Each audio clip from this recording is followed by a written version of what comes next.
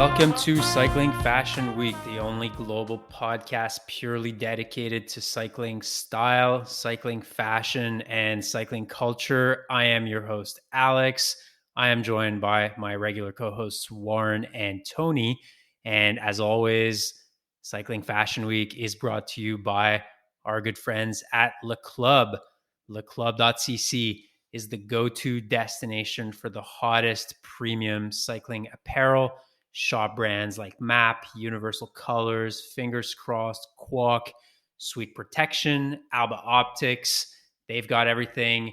They've got the best brands. They even got the best coffee. They will ship it to you quickly, fast, beautiful packaging. It'll arrive quickly in great shape. And if you want to use the code FashionWeek15, you'll even get 15% off. Tell them Alex, Warren, and Tony sent you. Use the code FashionWeek15 at leclub.cc for a 15% discount. Warren and Tony, how are you doing this week? Doing well. Also, if you go into the club, tell them Warren, Tony, and Alex sent you. It doesn't just have to be online. If you're in there, if you're getting a coffee or purchasing something, just say, just so everyone knows we're sent here by Cycling Fashion Week, and then ask them why our pictures are not up on the wall and we're not enshrined alongside all the other great items they have. We got to start a campaign to get our pictures up on the wall at Le Club. Yeah, I think so. I would, or at least maybe a group picture. We're not going to force them to have an individual shot, like a group photo or something of us suffering up Camillien. Just sort of like how in these dictatorial regimes they have the picture of the supreme leader by a highway. We should aim for a picture of Tony instead. But like at Le Club or on Camillien? Should there just be a huge billboard of me on Camillien, Cycling Fashion Week? Or, remind themselves that no matter how hard it is to get up that mountain, panache is always required. Speaking of Tony and speaking of panache, Tony, you had an interesting last couple of weeks. Yeah, so I was across the pond in the UK and some other parts of Europe, and I mentioned last episode that I would be visiting one of our many good friends, but these guys might be some of our best. I went and spent some time with the team at Albion at their studio in East London. We sat there, we had a great time. We caught up from the last time we chatted. We talked about the industry, and we also did a mini Cycling Fashion Week Albion collaboration. It is a unique item. Really, it was just made for us, but there may be one special one available for a listener in the future. So that's just sort of a tease because I can't mention exactly what it is right now, but we did a little sort of mini workshop together, and a Cycling Fashion Week Albion item may have been produced that could be up for grabs for Tony's biggest fan. For whoever's my biggest fan, I'll give it to. Well, we don't know what the context of the giveaway will be yet. No.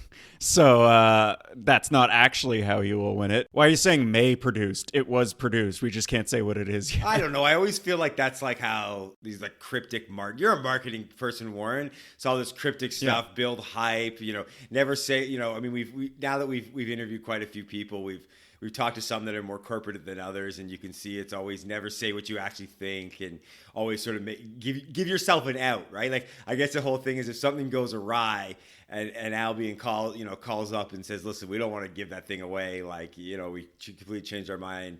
And then I can be like, wow, I just said maybe. I said we might have done something. I'm giving myself an out. Isn't that what a good sort of promoter does? No, actually, good marketing is the opposite of hedging everything. Good marketing is making bold statements and saying you're definitely doing something. And walking it back after. We are definitely giving something away that was a collaboration between Cycling Fashion Week and Albion. Whoever gets it will love it. Yeah, and Tony's biggest fan will not win it. Yes, they will. All right. Episode today. Big episode as always. We don't have a guest today. We've had a lot of guests in the last few weeks. Even in the last few months, it seems like we've had a guest every last 6 or 7 episode. We are back to just a regular episode of Alex, Warren, and Tony talking about things from the world of cycling fashion. And fortunately, the Tour de France just started last Friday. The Grand Départ was in Copenhagen, Denmark, the Tour de Panormal Studios this year on PNS's home turf. So we will be talking about all the special kits that were released by the Pro Tour teams for the Tour de France. We counted 4 Tour de France specific kits. We will review them. We're talking about that. That's going to be in the news segment. We also have the return of the Panache Police this week, where we bring a specific topic, hot topic of debate, where there are 2 very, very strong sides to that debate. So we'll be bringing that on later. We also have in the Canal. That is how the episode is shaping up today. Unless we cut something for time. But wouldn't you cut this part too? I don't know. We'll find out.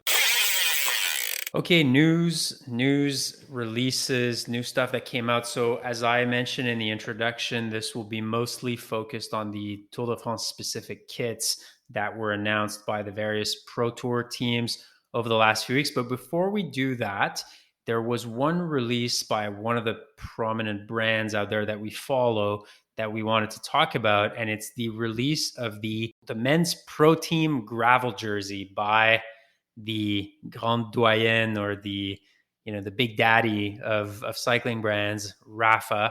They released as the name suggests, a Pro Team gravel jersey. It's a fairly aero gravel jersey. It's textured. It has sort of little alveoli, shall I say, on the arms and on the chest. It comes in a bright kind of light blue color, as well as a charcoal gray color. As I said, very fitted, very road looking, very pro looking. However, there is one specific feature of this jersey that I assume will monopolize the guys' attention here. And it is the fact that it has a 3/4 zip. It does not zip all the way down to the bottom of the jersey. I would say it zips roughly to the belly button. So a little bit below the chest, but about 3/4 is what it is, which is a very interesting choice. I'm not sure why you wouldn't just go with a full zip at this point if you're going to go 3/4 of the way, but that is the new gravel jersey from Rapha. It retails at a whopping 375 Canadian dollars for the Rapha Pro Team gravel jersey. Guys, what did you think about it? There's a lot here, but I'm actually not only going to talk about the zipper. I'll explain in a minute, but I did want to say, I don't even think this is a 3/4 zip. This is like a 7/8 zip. Like, as you said, it's like down to the belly button. I don't understand why it's not just a full zip jersey, especially because the women's version is a full zip. So I don't know what about a man's jersey means he doesn't need a full jersey racing gravel. The real thing I actually wanted to focus on is something that has not been highlighted in Rapha's promotion of this jersey. They've been all over the socials, the email blast, blah, blah, blah, talking about this new gravel jersey. It's all for gravel racing. But on the actual product page, if you scroll down to close to the bottom, not quite the bottom, they've kind of snuck it in the middle. It's below the key features.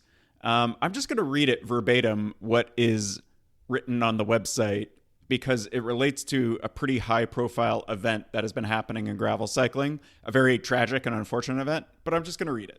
The new Pro Team gravel jersey was developed using insights drawn from our roster of world-class gravel riders who compete at the toughest gravel races in the world. One of these athletes was Colin Strickland, who is quoted on the story label within the jersey, but with whom Rapha's relationship has since ended. The jerseys, however, were manufactured before this happened. We considered at length what the right response would be in light of recent events, but simply getting rid of quality clothing is something we could not do in good conscience. So we decided to go ahead with the launch and allow it to perform for the purpose it was designed for. So, quick recap, we're not an investigative true crime podcast here, but we leave that to our friends at Cycling Tips. Yeah. Colin Strickland's partner, Caitlin Armstrong, is accused of murdering the gravel racer Mo Wilson, who, if you follow any cycling news, you probably heard about this tragic murder shortly before the Gravel Locos race a couple months ago. Anyway, and Colin Strickland is, his involvement in that is...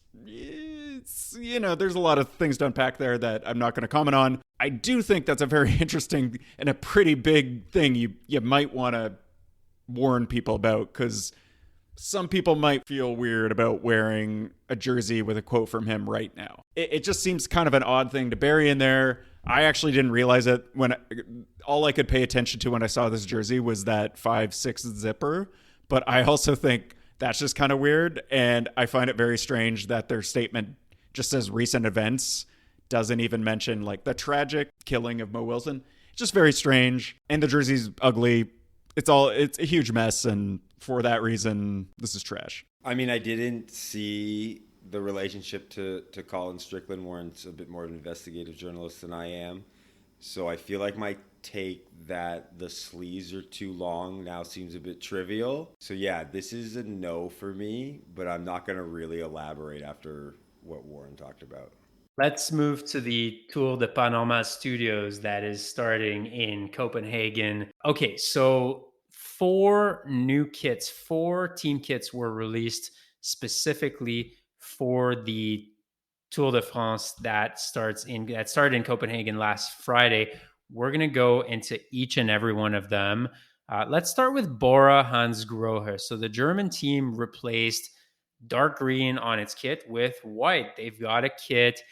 Look, the green on their kit is sort of, I'm reluctant to call it a turquoise green because it's not quite turquoise, but it's kind of darker turquoise, if you will. It's got a bit of kind of rectangular bits of green. The maker of that kit is the brand Le Col. They've got the big sponsor Bora Hansgrohe right on the front. There's a couple of red lines there. And overall, I mean, very much in line with their previous kits, I would say, but they just kind of moved the colors around a little bit. The bibs are black. There's a white band on the bibs that says Le Col. Yeah, that's kind of it for Bora Hansgrohe. We'll put the pictures on our Instagram account, guys. What did you think of that one? The take is whatever. It's a thing. But I need to know who's behind Le Col. Like, they came out of nowhere. They're absolutely awful. And now they're sponsoring a world tour team.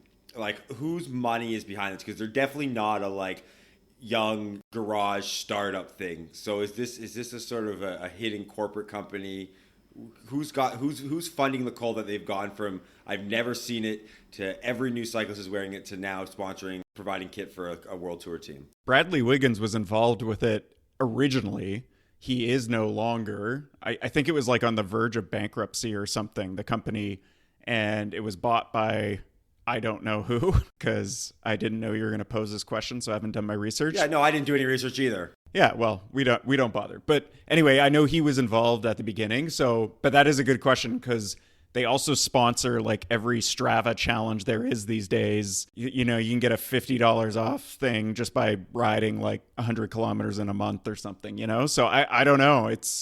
They got some weird backing going on. To go back to the jersey itself, because I agree, it's strange. And maybe, I mean, it definitely also isn't cheap to be sponsoring a world tour team.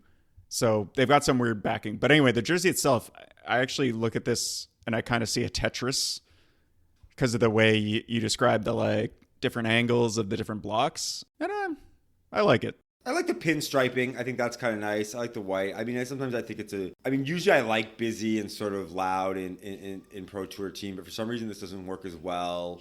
I feel like the pinstriping and the sort of choice of white is nice, and they actually could have made it a little more subdued, and it actually would have been better. Despite my normal comments that cycling tour kits should not sort of fall into the same realm as everyday stuff. So I actually kind of wish it was a little more toned down, but there's some nice elements here for sure. I just find it looks cheap. I look at it. I haven't touched the material, but I just looking at the photo, I feel like if I were to touch it, it would feel incredibly cheap, almost like a Spexel kit that you get off Valley Express. Like it should be Bora Spexel or something, or maybe just the design in general. Maybe just boring Hansgrohe. That should be their team name. It just feels boring and cheap. So that's going to be maybe a 2 out of 10 for me. You know, maybe the team won this kit through a Strava challenge. They certainly didn't win this kit by listening to Cycling Fashion Week and participating in the giveaway, because we only give away quality products. And this looks like a garbage product, if you ask me. Okay, moving on. The next one we're going to talk about is the Israel Premier Tech They call it the Field of Dreams Tour de France kit. We're all big baseball fans on this podcast. Field of Dreams evokes baseball, a great sport that we all like, but this has in fact nothing to do with it, because this kit is about essentially, they call it the Racing for Change kit, but also Field of Dreams. And it's to raise awareness and contributions for a 16-acre bicycle center in Rwanda. So this is kind of led by Chris Froome as well. It seems like, Chris Froome grew up in Kenya, and South Africa as well. So he's tied to Africa personally. And they launched this kit, and the team will be led by Chris Froome at the Tour de France. Not sure how that's going to go, but they're unveiling that special edition of the kit to essentially support the construction of that bike center in Bugesera district of Rwanda. They say that 120,000 students in the region will access a pump track, a racetrack, and a future cycling academy. As far as the kit itself, it is blue. It is very bright blue. One of the sleeves has a more royal blue side to it. The other side of the kit has a lighter blue, so almost like baby blue, not quite baby blue, but kind of a little lighter than the royal blue. And on the bottom of the kit, there's some print elements in there, geometric print elements. There's some triangles. I guess it evokes kind of African prints in some respects, and it's multicolored. There's yellow, there's green, there's red, there's purple. So, Israel Premier Tech definitely hopping on the splatter trend that we see right now. It's got their sponsors kind of printed on the front: Israel Premier Tech, Fantini, which I think is a wine company, and a bunch of other ones on the sleeves. Guys, what did you think about that? I don't think you can mention the cost behind it and then have us trash the kit, because then we'll just kind of seem like assholes. I will acknowledge that is a great cause. I'm a bit torn because I appreciate that. I feel like they've tried to do something different, but aesthetically it's just not quite working for me. Kind of almost looks like a bit of tie-dye with something printed over, screen printing over top of it, these random arrows, which actually that arrow pattern kind of looks like it was lifted from some recent map designs I've seen. I feel like I'm not dropping a take. I don't like it, and Chris Froome is going to abandon the tour. First off, we don't talk about the quality of these riders here these days, so who knows what Chris Froome's going to do. I like the overall design, and I definitely see the sort of African influences in the design. My problem is, and this is not specific to Israel Premier Tech, but a lot of companies, is what seems to be very lazy advertising placement. They've done a pretty good job to me of creating a sort of unique and interesting kit with a good message behind it. And, if you kind of look at it, you get a base for sort of understanding. And then the logos, which are understandably super important, the most important part of a kit in pro cycling, are just sort of slapped on haphazardly.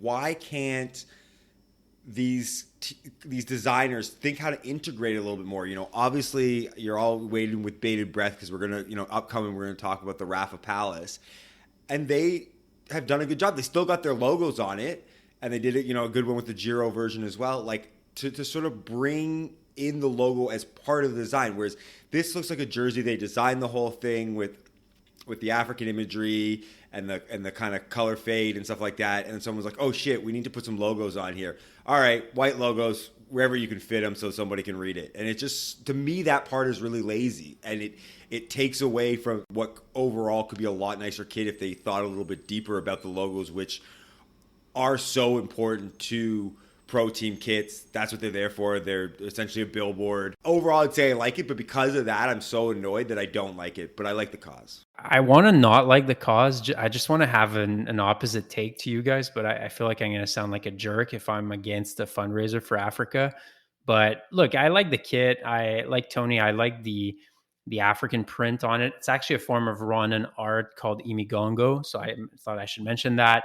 And, the owner of Israel Premier Tech is a guy named Sylvain Adams. He's actually from Montreal originally, and he's been huge for cycling in Montreal and in Canada as well. So, I can't hate on this. The guy is out there just supporting cycling around the world, in Montreal, in Quebec, in Israel, in Rwanda. So this is all good. I guess I'm just weirded out a little bit by a kid that's essentially a fundraiser. I kind of struggle with that idea a little bit. I know that Pro Tour cycling is essentially a it's not a huge money maker like the NFL or the NBA or MLB or something like that, but it is ultimately a commercial enterprise. So I just find it a little bit weird that the kit is essentially a fundraiser, and they've even got a website where people can go and donate for this. The team is essentially doubling any donation that's made from the public. So, I mean, it is very nice that they're doing this. So, yeah, I can't hate the cause. I really want to hate the cause just to have a contrarian take, but I can't really do that right now. And I actually like the kit overall. So, I'm going to give it an 8 out of 10. Ooh. Are we rating kits? I've been rating kits. You guys been lazy. You haven't given it. Warren, you've had kind of half-assed, middle of the road takes. Middle of the road Warren. Yeah, soft takes. Warren. Okay. All right. So then, in the spirit of that, I will give this a 5 out of 10. Again, perfect lukewarm take from Warren, right in the middle, 5. Yes, that was the joke, Alex. Thank you. 6.8 for me. And on the Bora kit, guys, what did you have as a rating on the Bora kit? I had a 2 out of 10. Ooh. I have a 4. 6. Okay, moving on to the next kit. So the next kit that we are going to talk about, and we already talked about it. Tony actually talked about it on a previous episode, but we're making this official now by talking about it in the context of the Grande Boucle, and it is the masterpiece kit from Jumbo Visma, when it is in fact anything but a masterpiece. So the Jumbo Visma, essentially what they're doing here is they are paying homage to their Dutch heritage as a Dutch team, and this unique kit, their words, not mine, is inspired by iconic paintings of the world famous Dutch masters Rembrandt, Vermeer, and Van Gogh. You can order a very own masterpiece of your own and show it off during your own rides. Just Cycling Fashion Week tip here. Please do not do that. Just like Primoz, Marianne, and Wout.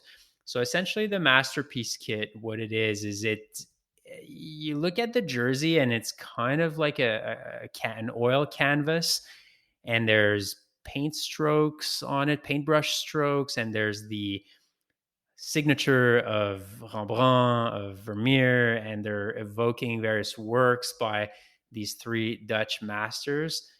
And it just looks really weird. And ultimately the result, the bottom of the kit sort of looks like the paint stroke of the very kind of coarse paint stroke of Van Gogh.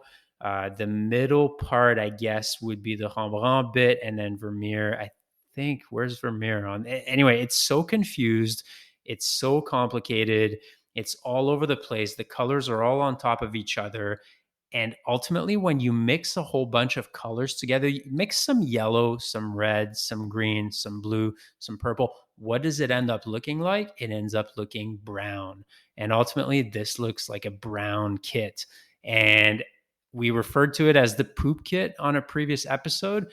And ultimately, that's what it looks like, a poop masterpiece. So I guess I've already given my take. Guys, what do you think about that? Your take is the 100% correct take. And I already sort of mentioned this, and like all 3 of those are incredible artists. And, if you have an opportunity to see any of those artists at galleries, everyone should go. But they do not none of them come from the same period and really have the same style.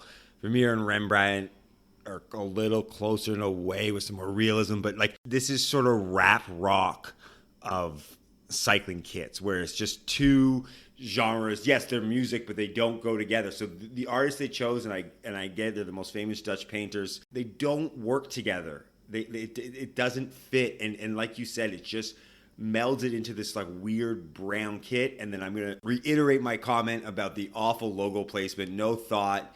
No, nothing interesting about it. Just put it on top of it. Really bad. I guess we're giving numbers to kits now, and this is like a 0.5. It's really awful, and it's probably because I am, a fan of the masters and great art, and I love all these artists, and I hate that this has been sort of, their names are slightly tarnished by what I believe is also a generative design focus for this, and so I can't. It's really upsetting to think about the beautiful painting these people have created and the awful jersey that has come with the marriage of them, the 3 of them. It's horrible. Fully agree. I'm not going to give a contrarian take because there's nothing to defend here. I did want to acknowledge, because I've seen it, I think a few comments on social media, people commenting on it, that the design, for our North American listeners, the design looks a bit familiar to the color palette and kind of logo and general product category of this major department store called Bass Pro Shops, which, as you can imagine, sells like, hunting, Bass. fishing, wildlife gear. Yeah, it only sells bass. I believe it's only a North American chain, but it like is, once you see that, you actually kind of can't look away from the connection between the two. So it also, not only is it a Pooh masterpiece, it is a Bass Pro Shop, which is camo essentially. Masterpiece. Then. Yeah, and we know it's camo's camo. Canal for sure. Yeah, it's camo. It's trashy. Bass Pro Shops is not a place you want to spend much time in. There's a part of me that wonders if somebody, the designer, whoever, maybe it's like, I feel like it was probably somebody higher up at Yumbo was like, I want our kit, instead of being the young, trendy, hip designers at Palace, that they, Rapha and EF are partnering with them and coming out with this cool kit. We're going to take the classic artists, So it's like almost going against the trend. I don't know if that was the idea, but I could almost see somebody having that big brained idea kind of going the opposite, the old school approach, which is fine. But why all three? Like, why not? Like, I get they wanted, like, they're the great Dutch artist, but like, why not? Like, just choose a Van Gogh, and I mean, I guess he's in the public domain. Steal his shit and make it a Van Gogh kit would look way better than mixing the three of them, or Vermeer, any of them. There's two things here. So first of all, it's not a terrible idea to want to showcase the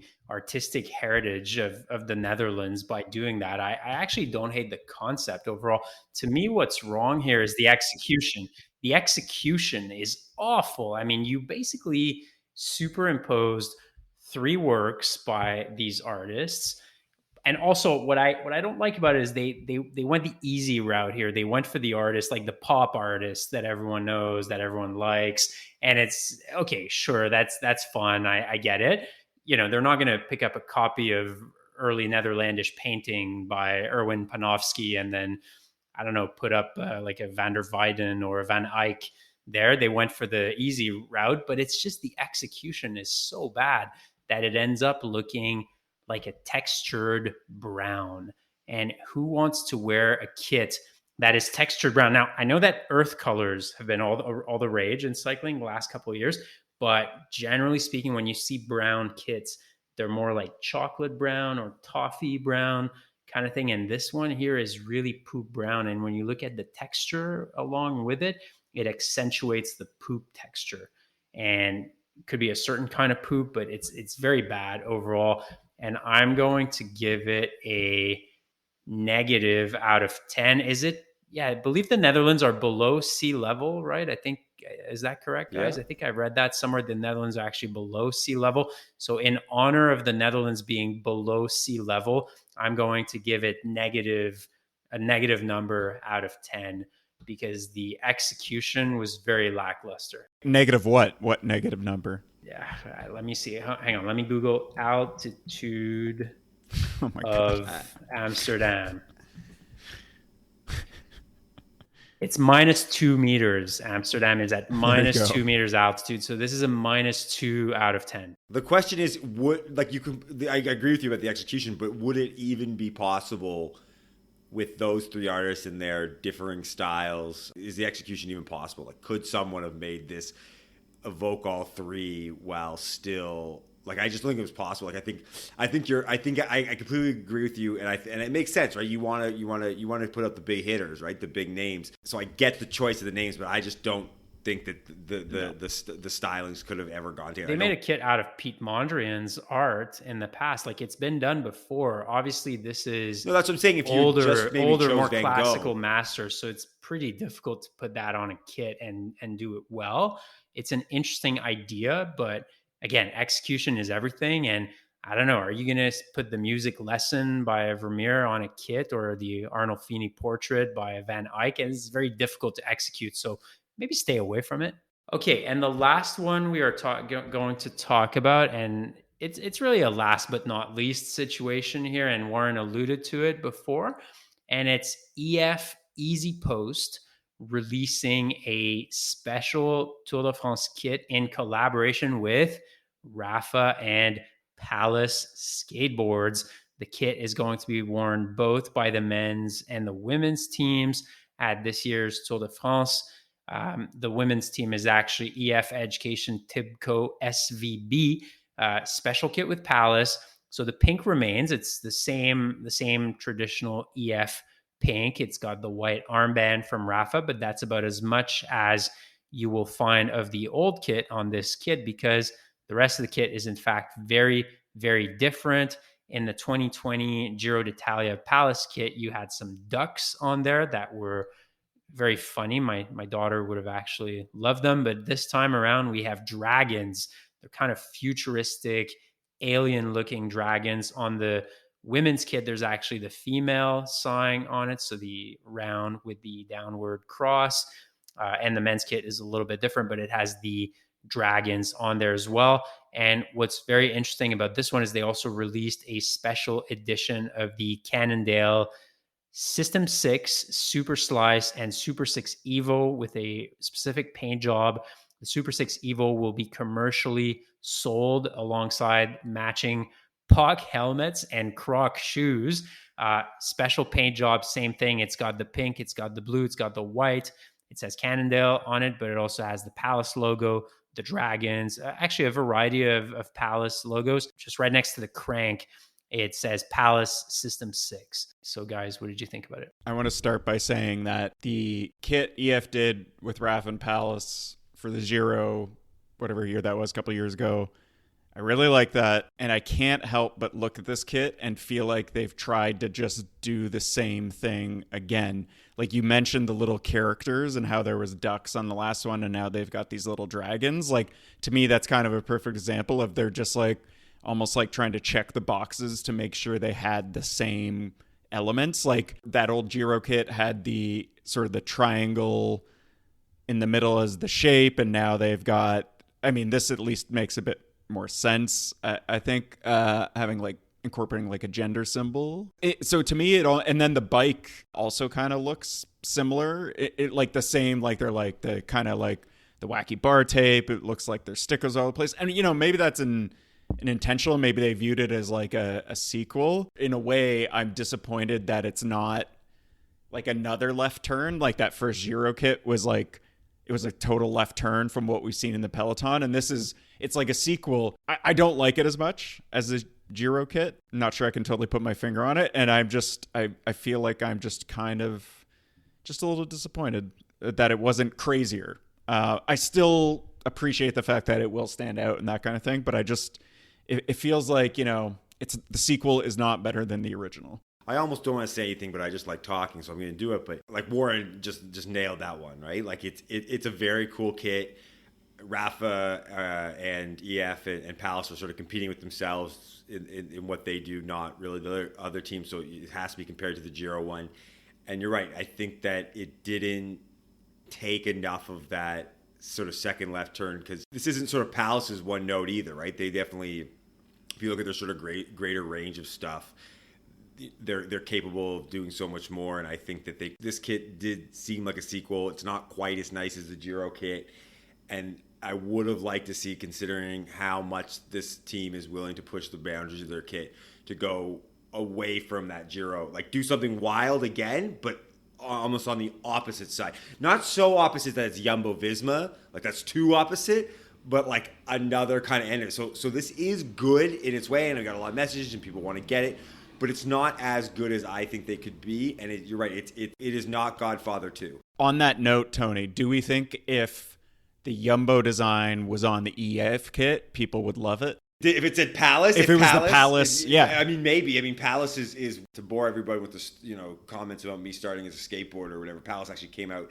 quite a bit later than when I was sort of skating in the late 90s and stuff, and so they really sort of follow that hype beast trend, and their name similar to kind of, they're in that same realm of Supreme, where their name makes more of a difference to their market than whether they're actually making anything nice. I think it's possible. I think you're right. I mean, I think a lot of people would have. I'm also talking about even just like cycling fans, because, you know, you go read in the comments it's just like kind of the last time with the original kit. There's some people like, oh, it's horrible. And then there's people like, I love it. It's the best. It's great. I just can't help but wonder if that Jumbo design was on the EF kit and it said Palace, if people would be like, oh, it's crazy. I love it. Maybe we would too. I don't know. I don't think so. Because everything Palace touches turns to gold. Everything Jumbo touches turns to poop. I don't know. I like this, guys. I understand your take about it doesn't have the same impact as the original Giro kit from 2020 with the Ducks, because you're right. It came out of nowhere. It really surprised the cycling world. But ultimately, I think this is a lot of fun. It's playful. It's funny. It's interesting. It's got that Palace kind of cheekiness to it.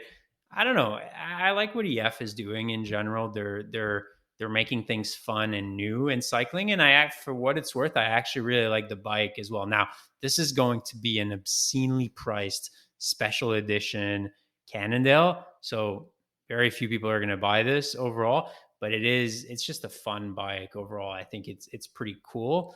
I did have one thing I wanted to talk about. So the EF Pro Cycling team released this on Twitter on June 28th. I saw the tweet come out. They said, Vive le Tour, and at long last, Vive les femmes, in a nod to the Women's Tour de France. And they say our special Tour de France kit, bike, and other partner elements exist to celebrate the Women's Tour de France and elevate the voices, triumphs, and struggles in women's cycling. So they're obviously taking a strong stance that they are doing this in a way to raise awareness of women's cycling and support women's cycling. And here you have our fellow podcaster, and I guess maybe podcast competitor, Johan Bruneel of the Lance Armstrong podcast, who comes out and says, so he subtweets this, and he says, so does Vaughters refer to women as dragons? And then Lance Armstrong answers this tweet and says, who's Vaughters? And I just love that beef so much between the former US Postal guys. I love a good grudge.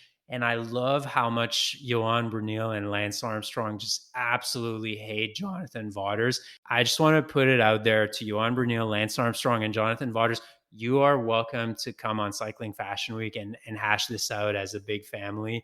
I think it would make for incredible kind of Jerry Springer content here on Cycling Fashion Week. So open invitation to those three to come on Cycling Fashion Week and hash this out. I love a good grudge, and you guys are doing it better than anybody else. All Vaughters has to do is, drop a bit of money to sponsor the move, and Lance will all of a sudden have a great memory and nothing but positive things to say about Vaughters. He just needs to, start giving him $10 an episode or something. Hopefully Le Club doesn't leave us to go sponsor the move. Yeah, but we'll fully pivot from cycling fashion and culture to have one special episode of cycling therapy. They can get angry. I feel like the three of us have really high emotional intelligence, and we'd be able to stay sort of calm and reasonable while their anger boiled and really sort of bring them back down to a simmer. I feel like we could solve a lot of these problems. It doesn't seem like it should be our wheelhouse, but from a personal standpoint, I feel like we could be really helpful. So I'm pretty much 100% positive Jonathan Vaughters listens to us, and I wouldn't be surprised if Lance is always, scoping out his competitors. Some have said he's a pretty competitive guy. And so, you guys are listening.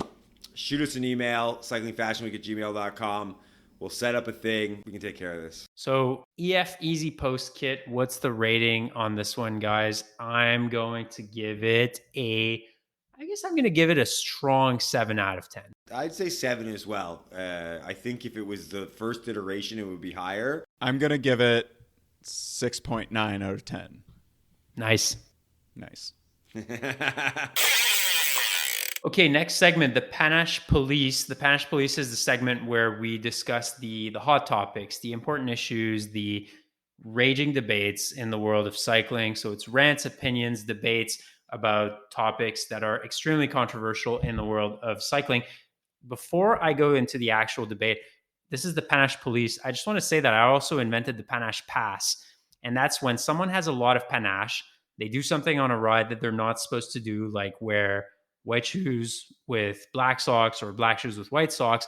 But because that person has such high panache, they can get away with this. That's the Panache Pass. Just wanted to put it out there. But we are back to the Panache Police, where we tackle the hot button issues of cycling. And this was actually put to us by a listener who sent us a DM on our Instagram at Cycling Fashion Week. And that listener asked us, guys, are white shoes over? I know you guys rave over white shoes and white socks as a combo, but I'm calling for the peak in the white shoe market here. I would go short white shoes if I could. Cool shoes are colored shoes, gold shoes, print shoes, whatever it may be. But white shoes have been hot for long and now they're over. So, guys, what do we think about whether white shoes are over? No, they're not. I mean, are they like the only shoe? No, they're part of the collection. I think I own a pair of Navy shoes that match my Navy bike, as well as 2 or 3 pairs of white shoes. So no, I don't think they're over because they're just like a classic staple. I don't think they'll ever go away. I mean, they're never over. You should always sort of have them. You can put them aside if you want. But I was at a shop recently and I saw a pair of snakeskin printed CDs, which first off, I really want CDs to come back. They used to dominate the shoe market in cycling, and they've sort of fallen by the wayside. I know they're really uncomfortable and narrow, but that doesn't matter. You should wear them because CDs are great. But I saw it and I thought, again, own white shoes, great. But should you have something like a pair of snakeskin printed CDs? Should you have a gold shoe? I think you should. I agree with Warren. The part of it, you can have some other stuff, but like the problem is, I'm being a complete hypocrite because all we do is talk about the rules. People are following it a little too strictly. Every ride is the same S-work white sock combo. I want to see some snakeskin. I want to see some iridescent. I want to see some gold. I want to see silver, right? Again, I said this before. I'm actually pro custom painted kicks, just not a Nike one or an Adidas, etc. So I think that they're not over. That's the wrong term. But let's see an expansion beyond what we're sort of seeing with the same over and over. Get out there. Companies got to start pushing the boundaries a little bit more. I'm kind of into the idea that it shouldn't be the main option. We should start seeing a lot more out there. And I really would like to see more gold shoes. I would not. Well, you're an idiot. I'm with Tony on gold shoes. I think gold shoes look incredible. I know there's people who say, look, if you're wearing gold stuff, you need to be winning gold medals. Yeah, I mean, I have a gold medal in cycling style. I can wear gold shoes. I think they look incredible. Look, white shoes will never be over. It's like asking if jeans will ever be over, or if, I don't know, if wearing all black will ever be over. No, white shoes are a staple of the cycling wardrobe. But like Warren says, you shouldn't put your eggs all in one basket. I'm certainly not short long shoes here. I think there's still a market for white shoes, but you shouldn't be putting all your eggs in one basket. It's probably safe to own white shoes alongside something else, at least another pair of shoes. They might be black, they might be gold, they might be red. I don't care, but just diversify your shoe portfolio a little bit. And that's it. I think, white shoes, always a good choice. Just make sure you keep them white, use baking soda and water, rub the dirty bits on them, keep them really white, and you'll enjoy your white shoes for a very long time. Hold on. No, this gold shoe thing, absolutely not. That is Euro trash. You guys talked about Euro trash last episode. We love Euro trash. Euro trash is a good thing. Yeah, it's a good thing. We don't say it pejoratively. No. I love the Assos Formula One kit Euro trash. I love Euro trash. This is not to you guys, but if people out there are sick of white shoes, maybe you should start mountain biking, because I think pretty much everybody just wears black shoes because white shoes will get ruined. Anyway, no, and the goal.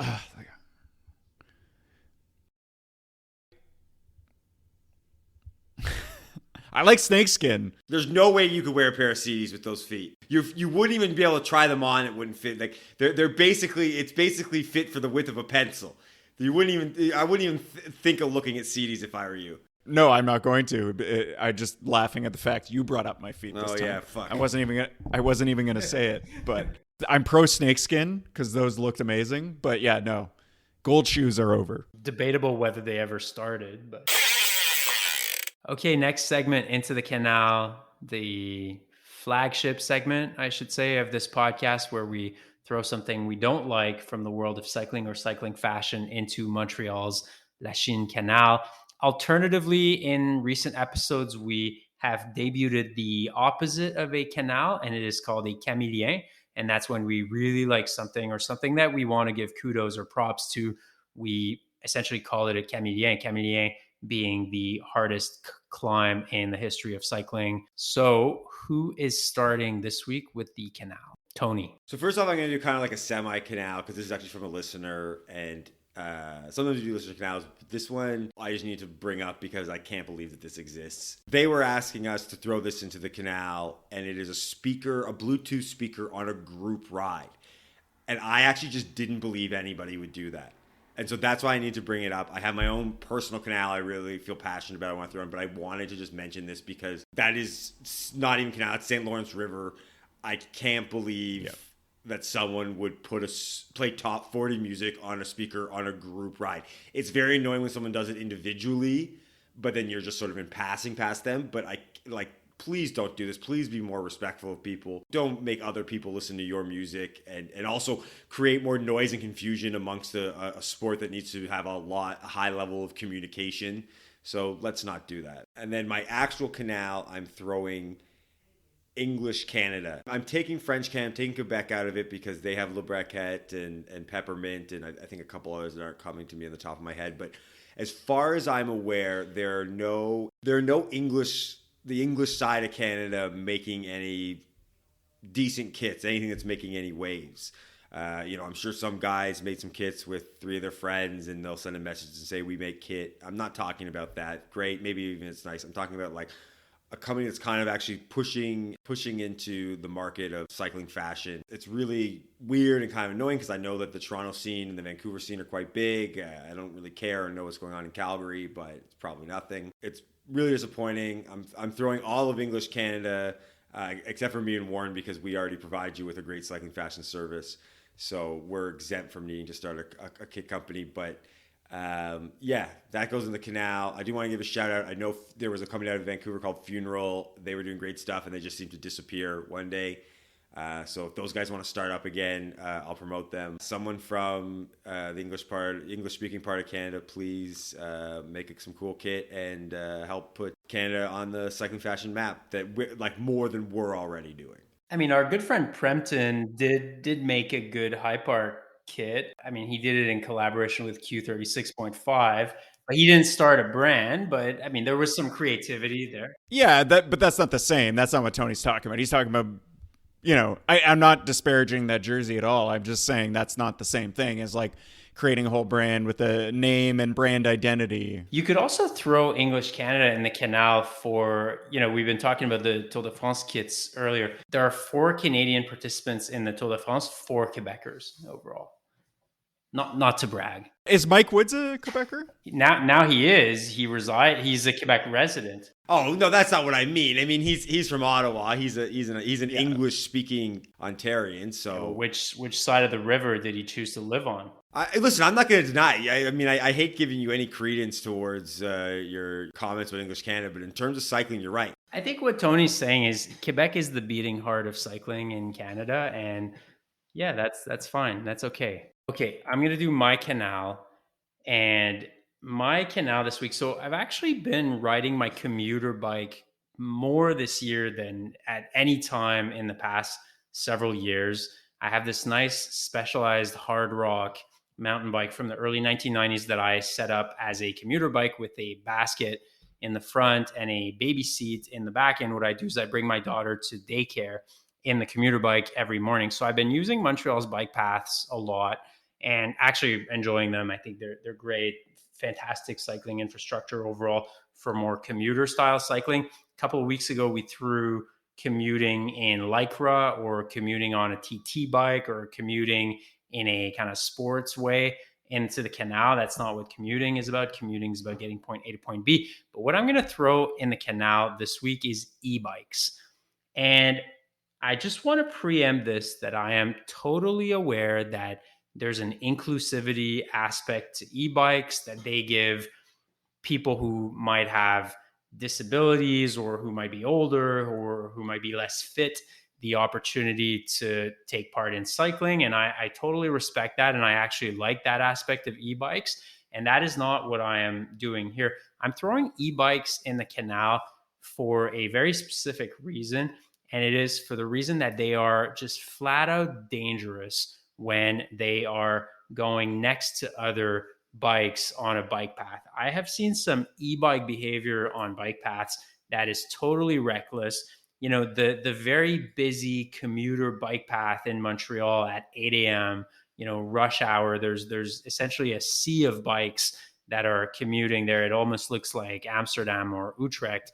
And you have these morons going on e-bikes at like 37 kilometers an hour on the bike path and almost taking down little children that are learning to cycle on their bikes with little wheels. It's absolutely reckless. I think it is completely stupid. And I'm not saying that every e-bike user out there is a public danger, but I have seen several of them that are a public danger. And the other reason why I'm going to throw e-bikes in the canal is that in many cases, the people riding e-bikes look like a bit of a tool. I mean, the e-bikes are not particularly beautiful. They're not done with aesthetics in mind. They have this very bulky kind of center to the bike. They're pretty ugly overall. They're anything but sleek.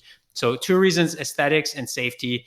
If you're out there riding e-bikes, I mean, sure, great, but just be mindful of the people around you, because some of you are absolute idiots. I think what you're saying applies to so many things in life. Just don't be an asshole. You've got an e-bike, great. Don't ride it like an asshole. Don't ride it like you're the only person in the bike lane. You're the only person that exists. So I've seen that behavior too in Toronto, to be honest. And I've also seen people riding e-bikes who are totally respectful, but I've seen that too. And it's no good. You know what's even worse than e-bikes? E-scooters. Even worse. Yes. 100%. I mean, e-bikes for me, unfortunately people are assholes, so you can tell them not to be what they won't, which means that we have to put restrictions. And so for e-bikes, for me, it used to be 100% against them. Then I had a conversation with a friend who sort of, just pointed out that it may be a way to, reduce some cars on the road for those who really don't want to ride a bike. But I think that there needs to be restrictions. So one thing is they have to be of a bike, a traditional bike shape and style. They can't. I've seen some that I actually just thought were motorcycles or Vespas or something. They're massive, but then you see the little pedals and stuff. And so that's too wide. And then those guys always decide that sometimes they're in the road, sometimes they're in the bike lane. It's too wide.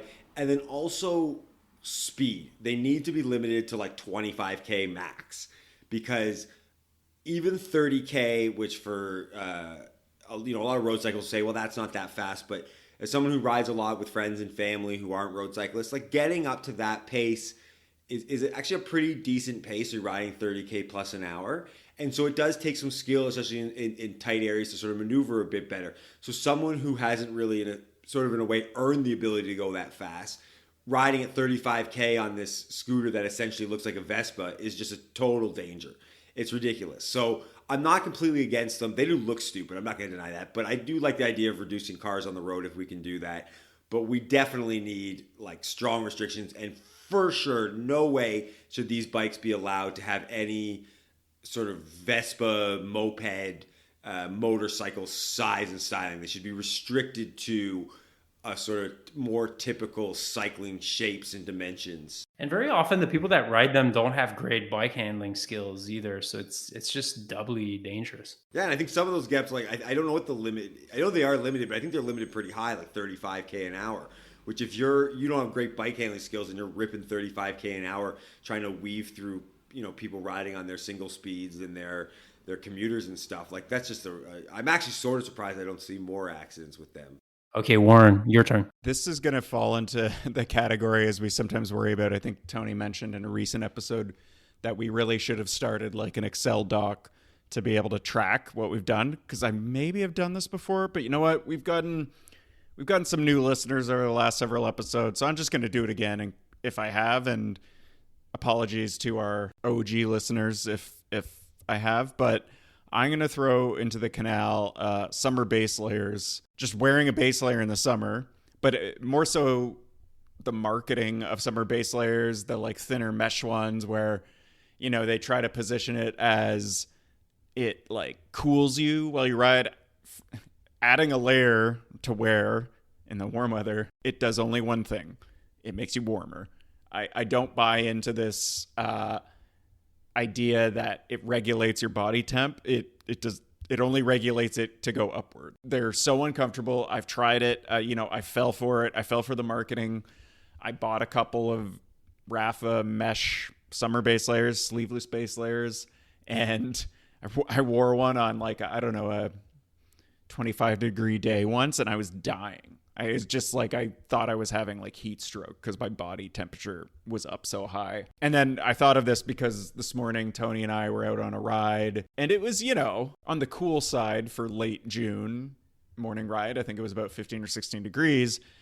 Italian Alex actually was riding with us, and he was wearing a thermal long sleeve jersey and a base layer underneath, which totally unnecessary. Yeah, so that's what made me think of it. I do know some people who wear them, for men who wear them because they find the bibs chafe a little bit. So, if you're wearing it for a purpose like that, that's fine. And, maybe for women, there's a functional benefit there as well that I'm not aware of, but they don't cool you down. They only make you warmer.